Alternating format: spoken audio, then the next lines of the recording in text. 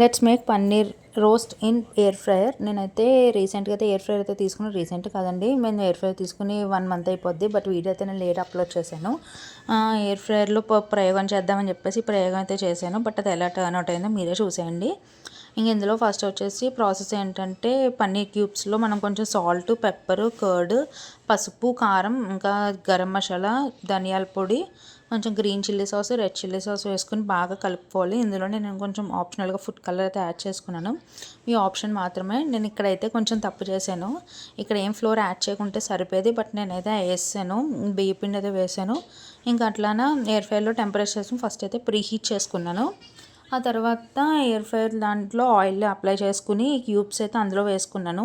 నేనైతే 180 డిగ్రీస్కి 180 degrees 15 minutes అయితే నేను ఎయిర్ ఫ్రైయర్లో అయితే ఉంచాను. ఇంకా అట్లానా ఎయిర్ ఫ్రైయర్ అయితే లోపల పెట్టేసుకుని ఒక 20 మినిట్స్ అయితే అలా ఉంచేసాను. ఆ తర్వాత చూసారా ఎలా అయిందో, ఎలా టర్న్ అవుట్ అయిందో. బాయ్.